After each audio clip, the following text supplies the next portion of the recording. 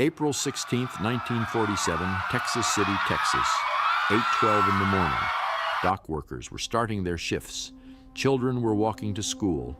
Fishermen were out on Galveston Bay. It was an ordinary Wednesday morning in a small industrial port town on the Texas Gulf Coast. And then, without warning, without any countdown, without any sign that anything was wrong, the port of Texas City simply ceased to exist. 9 o'clock on the morning of April 16, 1947, Texas City, Texas was joined by a tremendous blast. The explosion that detonated at 9:12 that morning was so powerful it registered on seismographs across the country. It shattered windows 40 miles away. It launched a 2-ton anchor more than a mile through the air. It generated a wave that swept ships onto dry land. It killed at least 581 people in seconds, and almost nobody alive today has ever heard of it. This is the story of the deadliest industrial accident in American history, the explosion that destroyed an entire city in a single morning, and the catastrophic chain of decisions made by corporations, by regulators, and by the United States government itself that made it not just possible but inevitable. To understand what happened in Texas City, you have to understand what Texas City was in 1947. The town sat on a man-made peninsula on the western shore of Galveston Bay, about 10 miles north of Galveston Island. It had been built almost entirely around its port, a deep water industrial harbor that handled enormous volumes of cargo moving in and out of the Gulf of Mexico.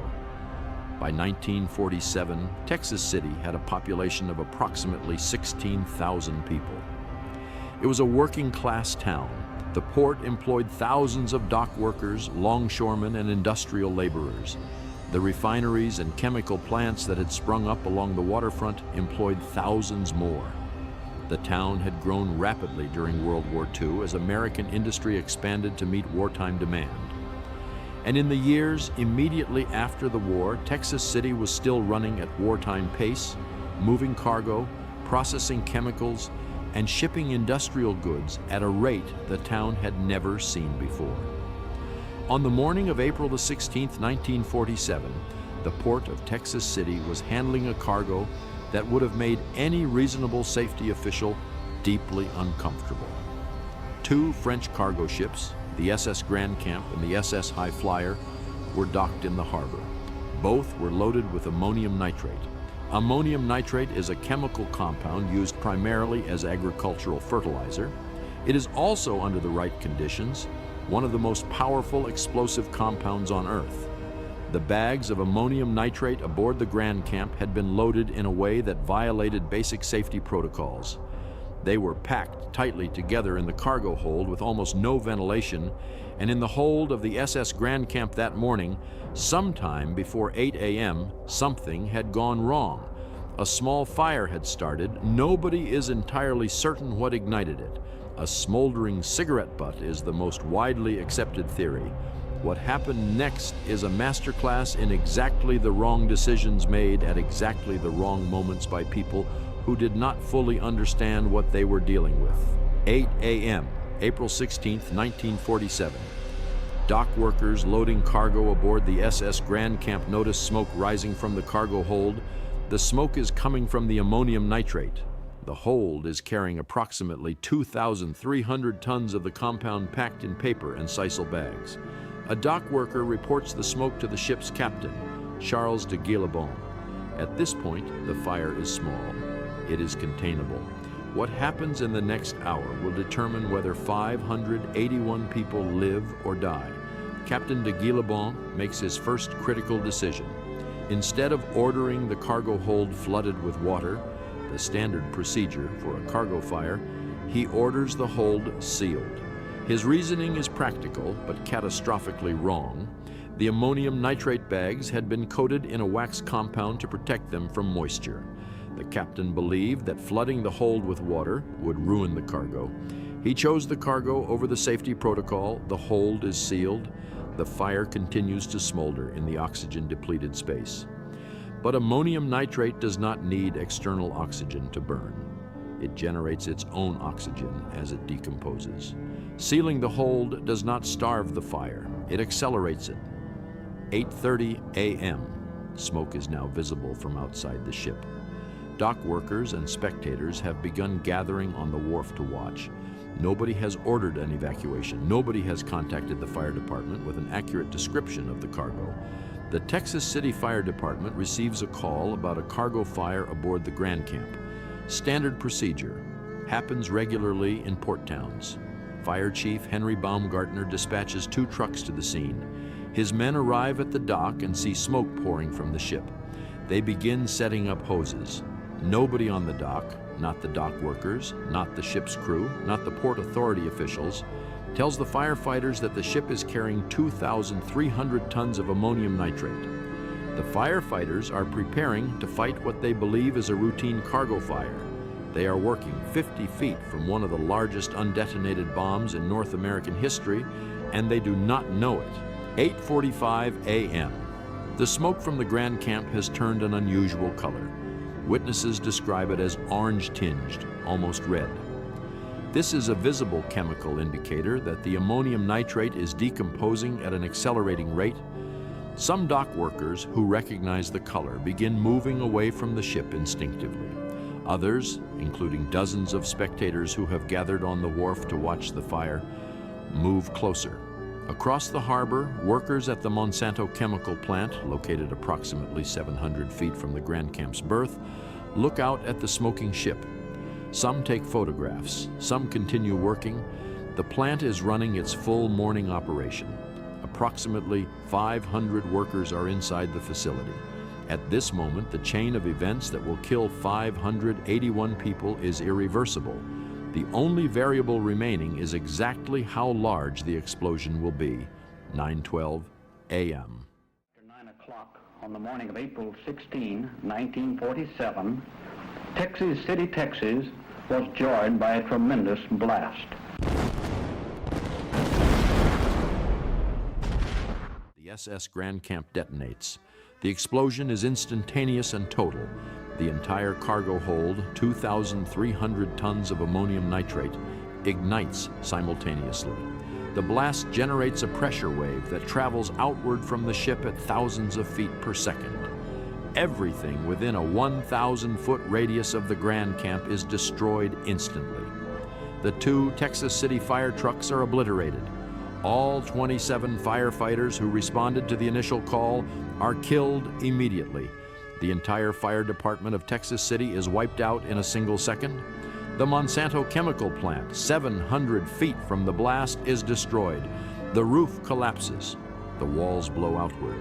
Of the approximately 500 workers inside, 234 are killed instantly. The pressure wave moves through the town.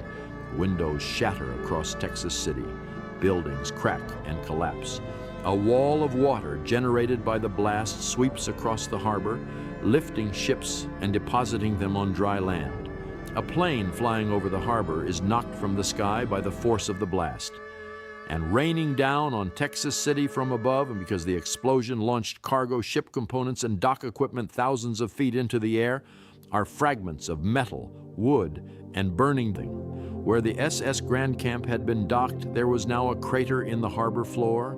The ship was gone, the dock was gone, the 2 fire trucks were gone, the 27 firefighters were gone. The immediate aftermath of the Grand Camp explosion was chaos of a scale Texas City had never experienced and was completely unprepared to handle. The fire department was gone. Every single firefighter who had responded to the initial call was dead. The police department had lost officers. The hospital was overwhelmed within minutes. Survivors were pulling the injured from rubble with bare hands. People were searching for family members in the wreckage of buildings that had been standing an hour earlier. The waterfront was on fire across a distance of more than a mile. Chemical storage tanks that had been ruptured by the blast were burning. And in the harbor, the SS High Flyer, the second cargo ship loaded with ammonium nitrate, was still docked. It had been damaged by the initial blast. It was on fire. And it was carrying 1,000 tons of ammonium nitrate and 2,000 tons of sulfur. Coast Guard personnel and volunteers attempted to tow the high flyer out of the harbor and away from the town. They worked through the night of April 16th trying to move the burning ship to a safe distance. The tow lines kept breaking. The fire kept spreading. The men working on those lines knew what was in the hold. They worked anyway. At 1:10 in the morning on April 17th, 16 hours after the first explosion, the SS High Flyer detonated. The second explosion was smaller than the first, but it destroyed what remained of the harbor and killed additional rescue workers who had been working through the night. By the time both explosions had finished, Texas City looked like a war zone. The port was completely destroyed. The Monsanto plant was rubble. The waterfront for a distance of a mile in every direction was unrecognizable. Ships had been thrown onto land. Cars had been launched hundreds of feet. Buildings that had stood for decades had been reduced to foundations. The human cost was staggering. 581 confirmed dead. The true number is believed to be higher because some victims were so completely destroyed by the blast that no identifiable remains were ever recovered. Nearly 5,000 people were injured. In a town of 16,000, that means roughly 1 in 3 residents was either killed or wounded. 63 bodies were never identified. They were buried together in a mass grave in the town cemetery. And among the dead were the 27 firefighters who had driven their trucks to the dock that morning, not knowing what they were driving toward, the entire Texas City Fire Department, gone in 1 second. The cold storage vault. 154 bodies were identified after the morgue was moved to Camp Wallace. Of these, 40 identifications were either made originally or were substantiated by fingerprints. The remaining 114 bodies were identified by personal effects, articles of clothing, examination of dental work, and a closer examination for scars, marks, broken bones, and so forth. In a number of instances, bodies were severed and were found in several parts. In 11 cases, it was possible to recombine these bodies, putting the corpse back together. One of these was illustrated a moment ago. The action of the water greatly complicated the identification process. Many of the bodies were blown into water and remained for many hours or days before they were found. Evidence of gas gangrene can be seen on the bodies, and also it is noted that there is a definite slippage of the skin on the hands. This skin could be removed and very good fingerprints obtained.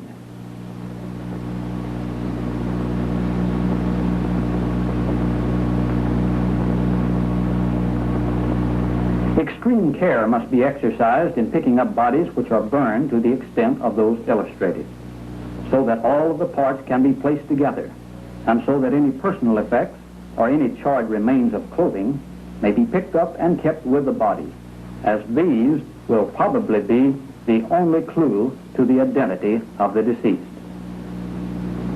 Although many of the victims were badly burned, identification was established by rings, watches, keys, and other articles. Unusual situations were observed, as for example the case of one body which was completely or almost completely burned, but yet when autopsied, 7 photographs were found which had been driven into the body as a result of the force of the explosion. This particular man had carried the photographs in his shirt pocket. When found, they were undamaged and were the means by which his wife identified and claimed the remains. After viewing these examples of the bodies, which were recovered, one readily recognizes the problem which existed and the necessity for utilizing every means possible to establish an identification.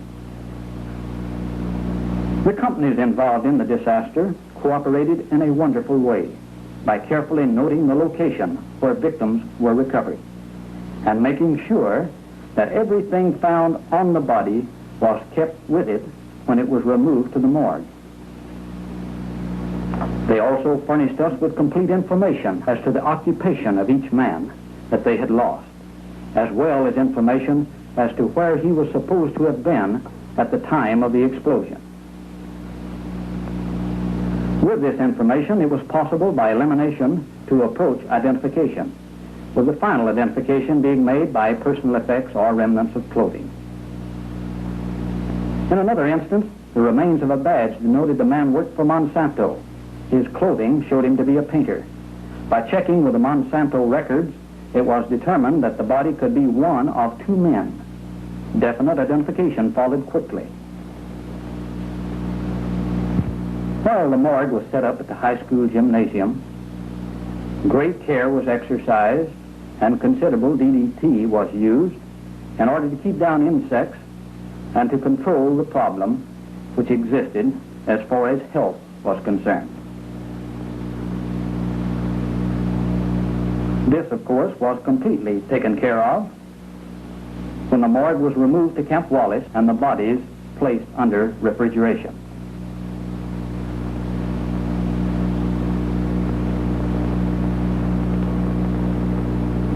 The body of the man with a large eagle tattooed on his arm was in good condition and was recovered soon after the first explosion, but defied identification for several days. After checking with the United States Maritime Commission, the body was identified as that of an alien seaman from Nova Scotia. The identification was made by members of this man's crew who had escaped injury.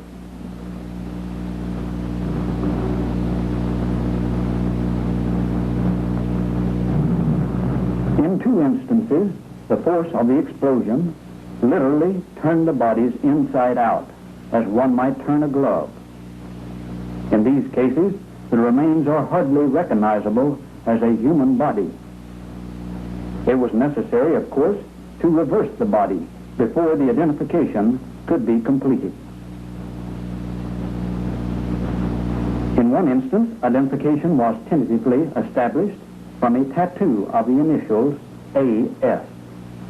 This was corroborated by fingerprint identification when one finger was found in the mangled body and was found to be identical with a fingerprint of the deceased. One of these inside-outside cases is illustrated. If you look closely, you can see the outline of an ear. In this case, identification was established from unusual teeth formation and a hair comparison. The relatives of the deceased submitted known hair, which was compared with hair removed from the body. The response to the Texas City disaster was immediate and massive. President Harry Truman dispatched federal aid within hours. The Red Cross deployed what it described as the largest relief operation in its peacetime history to that point. Military personnel from nearby bases arrived to assist with rescue and recovery. The Texas governor declared a state of emergency.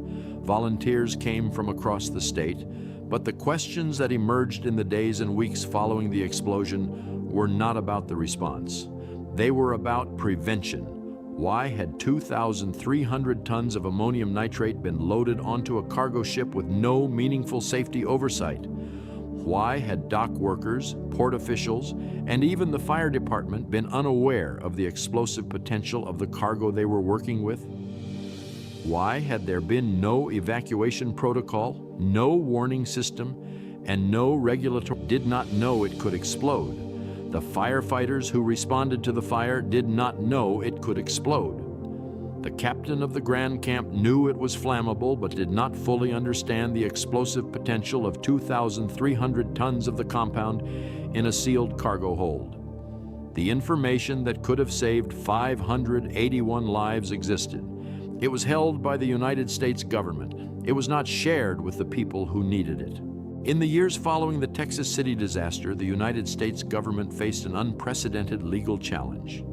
The families of victims filed lawsuits against the federal government, arguing that negligence in the manufacture, packaging, and certification of the ammonium nitrate had caused the explosion. The cases wound through the courts for years. In 1950, a federal district court ruled in favor of the plaintiffs and awarded approximately $17 million in damages, an enormous sum for the time. The government appealed. In 1953, the Supreme Court of the United States reversed the lower court ruling on a technicality. The Federal Tort Claims Act contained a provision that protected the government from liability for decisions made at the policy level. The court ruled that the decision to sell surplus ammonium nitrate as fertilizer was a policy decision, and therefore the government could not be held liable for its consequences. The families of 581 dead Americans received nothing, not $1. And here is the fact that makes this story not just historical but urgent. The compound that destroyed Texas City, ammonium nitrate, remains one of the most widely used industrial chemicals in the world today. It is stored in warehouses, loaded onto ships, and transported through American cities on a daily basis. In 2013, a fertilizer plant in West Texas storing ammonium nitrate exploded,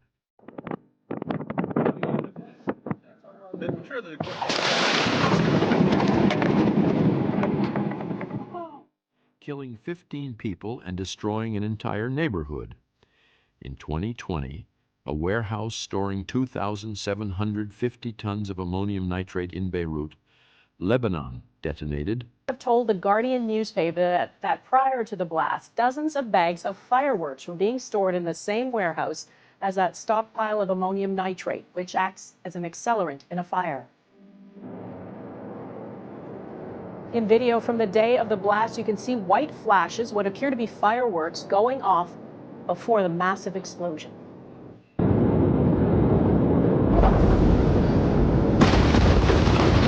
A former port worker told the Guardian newspaper he warned for years it was a disaster waiting to happen and says nothing was done. Killing 218 people, injuring 7,000, and destroying large sections of the city. The compound that killed 581 people in Texas City in 1947 is still out there, still being stored, still being transported, and the lessons of Texas City about labeling, about transparency, about telling the people who handle dangerous materials exactly what those materials can do, are still being learned the hard way. There is a memorial in Texas City at the site of the 1947 explosion. It sits near the waterfront where the SS Grand Camp was docked on the morning of April 16th. The memorial includes a 2-ton anchor, not a replica. The actual anchor from the SS Grand Camp, the one that was launched more than a mile through the air by the force of the explosion and landed in the middle of the town. They found it. They brought it back to the waterfront, and they planted it in the ground at the memorial as a permanent reminder of the force of what happened here. That anchor traveled more than a mile through the air in the seconds after the explosion. It flew over houses, over streets, over people running for their lives. It landed in a field and buried itself in the earth. And now it stands at the memorial as the most honest monument to the disaster that you could imagine. Not a polished statue, not an inscription on marble, just a piece of the ship that exploded, recovered, returned, and planted in the ground where it belongs. 581 people died in Texas City on April 16th and 17th, 1947. They died loading cargo on a dock. They died fighting a fire they did not know was a bomb. They died working a morning shift at a chemical plant 700 feet from the harbor. They died watching from the waterfront because a fire on a ship was an interesting thing to see on a Wednesday morning. And the compound that killed them had been manufactured by their own government, certified as safe for civilian handling, and loaded onto ships in a port town with no warning, no protocol, and no plan for what to do if something went wrong. Their names are on the memorial. The anchor is beside them. And 77 years later, most Americans have never heard their story. This has been Ground Zero.